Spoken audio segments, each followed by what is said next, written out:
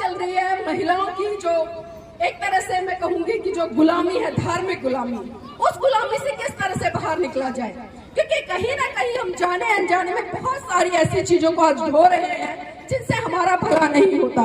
साल में कम से कम 10-12 त्योहार ऐसे आते हैं जो हमारे अपने नहीं है, लेकिन उसके बावजूद भी हम उन त्योहारों को मनाने का बड़े स्तर पर काम करते हैं ना। और अगर एस्टिमेट लगाएं, एक त्योहार पे आप कम से कम बता रही हूं मैं 4-5 हजार रुपए में आग लगा देते हो।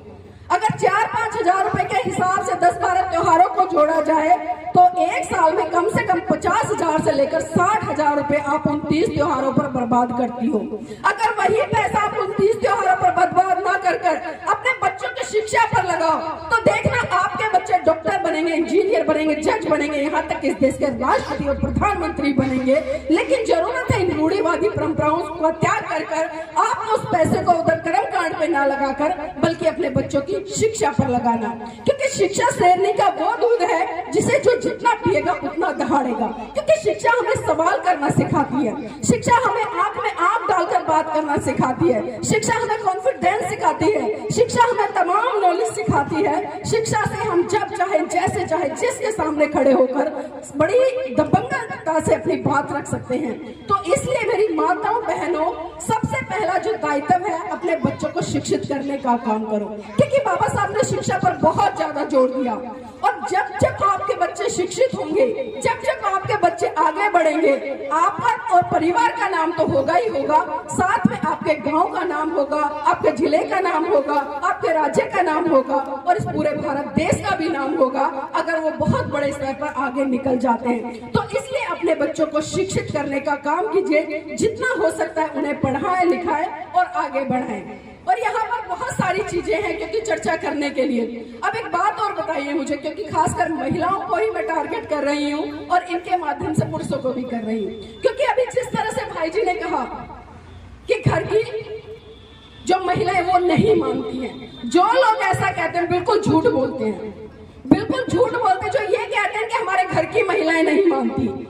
जिस दिन आप लोगों ने कार्यक्रमों में, खासकर इस तरह के जो कार्यक्रम होते हैं, आपके सामाजिक कार्यक्रम, आपके धार्मिक कार्यक्रम, वहां पर अपने घर की महिलाओं को ले जाना शुरू कर दिया ना, तो आपको समझाने की जरूरत नहीं पड़ेगी।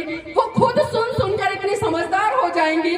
जिन चीजों को वो करती है, जिन कर्म कांडों को वो करती है, उन सभी कर्म कांडों को छोड़कर वो शिक्षित और जागरूक होकर आपके साथ में इस मिशन मूवमेंट के कारवां में आगे बढ़ेंगे और कंधे से कंधा मिलाकर जन जन तक जाकर उसका प्रचार करेंगे। तो इसलिए कहना बंद कर दो कि घर की महिलाएं नहीं मानती हैं, क्योंकि मानना हमारी जिम्मेदारी होती है। और बहुत सारे लोग ये भी कहते हैं संडे है, छुट्टी नहीं है, या घर के बहुत सारे काम है।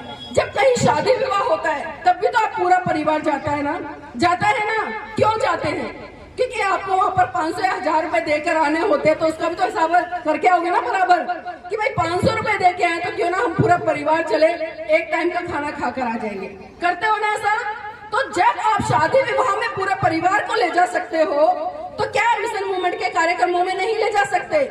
जिस दिन आपने अपने घर की बहन बेटियों को इस तरह के कार्यक्रमों में ले जाना शुरू कर दिया ना, बहुत बड़े स्तर पर बदलाव आ जाएगा। क्योंकि अक्सर हम देखते हैं, चाहे सामाजिक आंदोलन हो या धार्मिक आंदोलन हो या फिर राजनीतिक आंदोलन हो, जब तक उसमें समाज की बहन बेटियों की जो भूमिका है वो सक्रिय रूप से सुनिश्चित नहीं होगी, हम किसी भी आंदोलन में सफल नहीं हो पाएंगे, हम किसी भी आंदोलन को नहीं समझ पाएंगे। क्योंकि महिला बहुत अच्छे तरीके से चीजों को मैनेज करना जानती है और अच्छे तरीके से मैनेज करके उनको आगे बढ़ाना जानती है।